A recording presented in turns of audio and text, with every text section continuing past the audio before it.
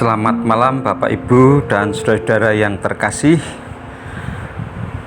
Mempersiapkan diri memasuki bulan keluarga, saya akan menyampaikan bahan dasar bulan keluarga tahun 2021. Sebelumnya marilah kita berdoa. Bapa kami yang di surga, terpujilah namamu ya Bapa. Kami bersyukur oleh karena penyertaan Tuhan yang menuntun kami, sehingga kami pun akan memasuki bulan keluarga ini dengan menerima berbagai pencerahan, menerima sabdamu, merasakan berbagai inspirasi, sentuhan dari Tuhan sendiri. Kiranya kegiatan-kegiatan selama 1 bulan di dalam bulan keluarga ini sungguh dapat memberikan sesuatu yang berarti bagi keluarga kami masing-masing. Terima kasih ya Bapa, di dalam nama Tuhan Yesus kami berdoa. Amin. Saudara-saudara yang terkasih, bulan keluarga tahun ini temanya adalah Tuhan pulihkan keluargaku, dengan subtema mengelola luka batin untuk ikut memulihkan sesama. Saudara-saudara, tema ini diangkat dengan kesadaran kita semua tanpa terkecuali sebagai anggota keluarga atau sebagai insan individu pernah mengalami luka batin, entah dalam skala kecil maupun besar, baik dari anggota keluarga sendiri maupun dari luar, baik itu yang terbawa sejak kita berada dari kandungan ataupun di dalam proses kita selanjutnya. Nah, jangan sampai luka batin ini kemudian menjadi hal yang akhirnya membuahkan tindakan-tindakan yang justru tidak membangun, tindakan yang meresahkan. Dan biarlah kita semua mengerti bagaimana cara menyembuhkan luka batin tersebut. Oleh karena itu, kita selama 1 bulan merenungkan bahan ini. Saudara-saudara yang terkasih, luka batin adalah keadaan jiwa seseorang yang tidak sehat secara batiniah karena suatu peristiwa yang tidak menyenangkan atau penderitaan yang pernah dialami,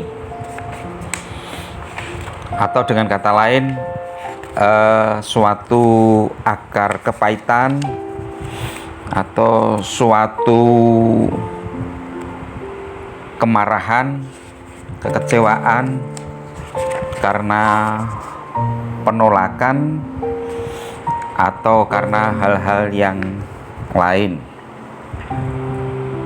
Bahkan menurut penelitian bisa juga terjadi luka batin ini pada saat kita berada di dalam kandungan, apalagi di dalam masa balita. Nah, seperti tadi sudah kami utarakan, kita berharap bahwa kita semua dapat mengatasi ini, ya. Karena apa? Karena ada orang tertentu yang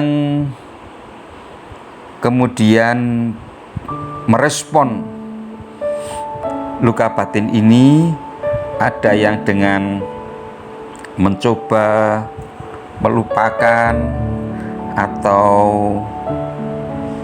kemudian justru mengekspresikan dalam bentuk kemarahan atau dalam bentuk perilaku, ya. Tetapi akar masalahnya tidak pernah diselesaikan. sehingga sewaktu-waktu bisa muncul suatu respon perilaku yang tidak menyenangkan. Luka batin menyebabkan orang tidak mampu melihat situasi dan melihat orang lain secara jernih karena peristiwa masa lalu yang membuat amarah, kesedihan, kekecewaan, kebencian, rasa bersalah, dan lain-lain. Dampaknya ada yang mungkin tidak terlalu berat, tetapi ada yang justru sampai membuat keluarga hancur atau berantakan. Oleh karena itu, marilah kita memahami mengenai persoalan ini. Di dalam materi bahan dasar, tanda dan penyebab luka batin ini cukup banyak ya, ada 22 poin. Tidak saya sebutkan semua karena nanti bisa dibaca sendiri. Ya, misalnya ketika seseorang mulai bersikap tidak peduli pada orang lain, ketika seseorang mulai sensitif, gampang tersinggung, kurang bisa bergaul, ya, suka menjauhkan diri dari pergaulan, kemudian justru melakukan hal-hal yang sia-sia, yang tidak baik, sulit mengampuni, ya, kemudian marah kepada Tuhan, menyalahkan Tuhan atas peristiwa-peristiwa yang menyakitkan. Bisa juga terjadi apa yang disebut dengan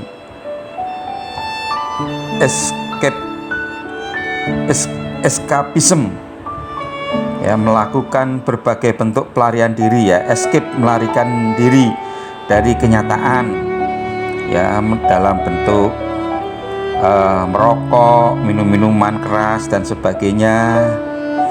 Kemudian dalam bentuk cutting atau melukai diri sendiri. Nah, ini beberapa contoh yang bisa dilihat mengenai tanda-tanda jika seseorang mengalami luka batin. Apa yang menyebabkan luka batin? Yang pertama, yang menyebabkan luka batin karena tertolak atau merasa ada penolakan. Misalnya orang tua yang belum siap secara mental, ekonomi untuk mempunyai anak, ya. Misalnya masih ingin hidup mapan dulu, tetapi tiba-tiba hamil, ya. Ini anak ini secara psikologis akan kadang-kadang mengalami penolakan. Kemudian juga anak yang dikandung sebelum orang tuanya menikah, kelahiran tidak seperti yang dikehendaki, suami selingkuh saat istri hamil. Bisa juga penolakan dari komunitas karena berbeda dengan yang lain, karena disabilitas, ya, sehingga masyarakat sekitar menjauhi. Nah, penolakan-penolakan ini bisa menyebabkan luka batin. Yang kedua, luka batin disebabkan oleh kurang kasih sayang. Misalnya orang tua sudah meninggal sehingga anak ini hidup sebatang kara, ya, hidup dengan saudara atau di panti asuhan, ya, tidak merasakan kasih sayang dari orang tuanya. Bisa juga karena berasal dari keluarga yang broken home, orang tua bercerai, lalu anak harus ikut ayah atau ibunya saja. Ya, ini anak ini merasakan kekurangan kasih sayang. Ya, kekurangan kasih sayang. Bisa juga kasih sayang tidak merata. Ya, seperti di dalam Alkitab apa yang dialami oleh Kisah Yusuf, ya, di mana ada anak yang dimanja, tapi di sisi lain ada anak yang kurang diperhatikan. Atau kurang kasih sayang ini bisa terjadi karena orang tua terlalu sibuk, ya, sehingga perhatian kepada anaknya kurang.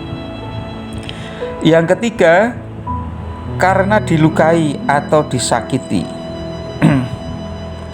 Misalnya orang tua yang mengingkari janji, ya, orang tua mudah memberikan janji tetapi tidak pernah ditepati, ya. Ini anak ini merasa dilukai, disakiti. Kemudian bapak atau ibu tidak bertanggung jawab, sibuk sendiri melakukan aktivitas mungkin berhubungan dengan perjudian, atau justru orang tua memberi contoh yang tidak positif dengan mabuk dan sebagainya. Ini melukai hati anaknya. Juga tindakan orang tua yang otoriter dan sadis, ya, ini anak ini sangat terluka dari tindakan KDRT yang dilakukan oleh orang tua. Orang tua memang kadang-kadang harus bersikap disiplin, tapi disiplin di sini tidak sama dengan tindakan kekerasan atau diktator. Yang keempat, justru bisa terjadi karena dimanja oleh orang tua secara berlebihan. Ya. Di dalam Alkitab dikatakan bahwa kita harus mencari kesenangan sesama demi kebaikannya, untuk membangunnya. Jadi bukan asal menyenangkan, ya. Biasanya oleh karena hal-hal tertentu orang tua kemudian memberikan kasih sayang yang berlebihan. Nah, justru ini juga dampaknya tidak baik, ya.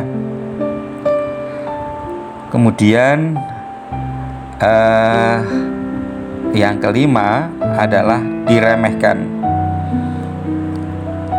Orang yang pernah diremehkan orang lain bisa menjadi orang yang minder, merasa tidak ada yang membela diri, ya. Dia juga mengalami luka batin. Ini bisa dinampakkan dengan cenderung menjadi penuntut, sedikit marah, emosinya gampang meledak. Yang keenam, luka batin itu karena peristiwa menakutkan atau traumatis. Misalnya trauma dihukum oleh orang tuanya dengan sadis atau mendapat kekerasan dari orang tuanya, ya. Seperti tadi kita telah menyinggung soal kekerasan, ini bisa menimbulkan trauma. Pertanyaannya, apakah luka batin bisa disembuhkan? Jawabannya bisa disembuhkan, ya, bisa. Siapa yang menyembuhkan? Nah, ini penting dipahami. Yang pertama dan terutama, sang penyembuh itu adalah Tuhan. Karena apa? Tuhan dapat berkarya sekaligus kepada mereka yang batinnya terluka, dan berkarya kepada mereka yang dipakai oleh Tuhan untuk melakukan tindakan penyembuhan. Tuhan bisa bekerja dari dalam dan dari luar, karena Allah adalah Allah yang peduli. Alkitab sendiri menyatakan melalui surat 1 Petrus 2 ayat 24-25, Ia sendiri telah memikul dosa kita di dalam tubuhnya di kayu salib, supaya kita yang telah mati terhadap dosa hidup untuk kebenaran. Oleh bilur-bilurnya kamu telah sembuh. Ya, dahulu kamu sesat seperti domba, tapi sekarang kamu telah kembali kepada gembala dan pemelihara jiwamu. Jadi Allah itu merupakan sosok yang sangat dekat, yang sanggup memulihkan kita, ya, sanggup memulihkan kita. Ini penting dipahami supaya kedekatan dengan Tuhan ini jangan sampai kita remehkan. Rasul Paulus sendiri sebetulnya pernah mengalami luka batin. Ya, misalnya kalau yang diungkapkan di dalam Roma 7 ayat 15. Sebab apa yang aku perbuat aku tidak tahu, karena bukan apa yang aku kehendaki yang aku perbuat, tetapi apa yang aku benci itulah yang aku perbuat. Jadi dalam kehidupan Rasul Paulus sendiri juga ada pergumulan ini, ya. Bapak Ibu yang terkasih, Yesus yang adalah penyembuh menghendaki agar manusia juga menolong sesamanya, ya. Kesembuhan tersebut bisa dimulai dari kesembuhan diri sendiri, lalu setelah dirinya sembuh, dia bisa menolong orang lain. Kalau di dalam diri seseorang itu masih penuh dengan luka batin, tentu dia kesulitan untuk bisa menolong orang lain, ya, untuk bisa menolong orang lain. Oleh karena itu penting sekali ketika kita memposisikan diri bukan sebagai pesakitan, ya, jangan selalu merasa sebagai pesakitan, tapi kita juga terpanggil menjadi penyembuh, ya. Nah, bagaimana kita bisa sembuh? Supaya kita bisa sembuh, yang pertama itu terbuka, mengakui dan menerima. Orang yang sakit harus terbuka dan jujur untuk mengatakan sakitnya. Semakin dia terbuka dan menyadari dia itu sakitnya apa, itu semakin mempercepat proses kesembuhannya.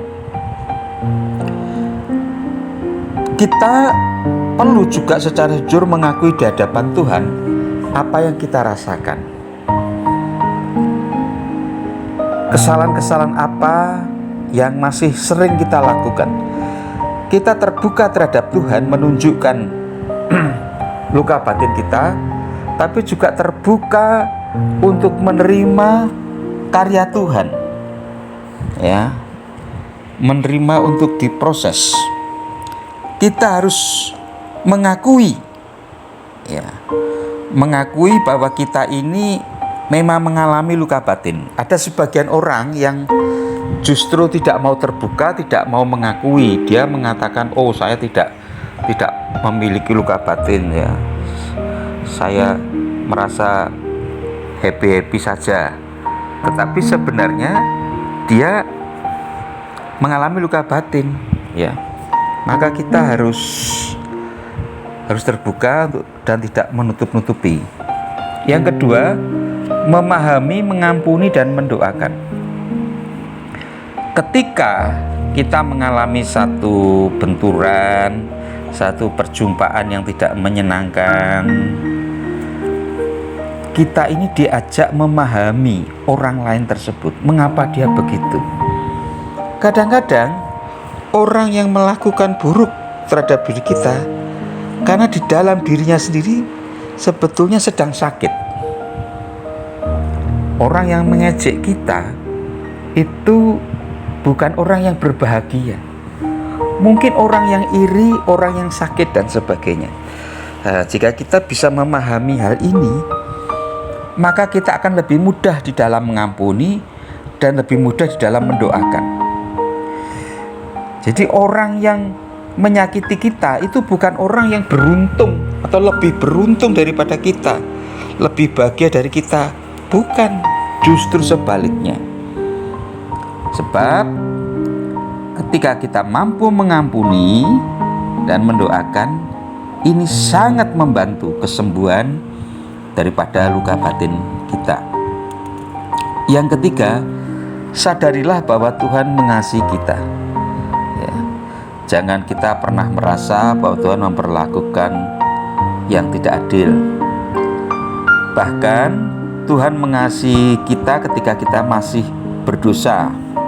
Kasih-Nya tanpa syarat, ya. Nah, Tuhan yang mengasihi kita itu adalah Tuhan yang menyembuhkan. Bahkan di dalam karyanya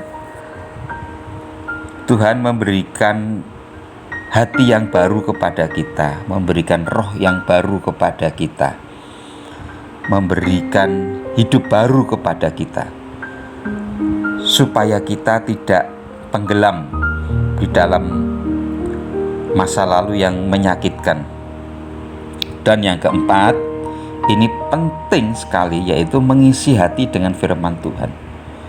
Jika kita hanya mempunyai tekad, tetapi kita tidak mengisi dengan firman Tuhan, ibarat orang hidup yang tidak makan, ibarat orang yang tidak pernah mendengar kata-kata yang baik, maka yang kita ingat hanyalah kata-kata yang menyakitkan yang dilakukan oleh saudara-saudara kita.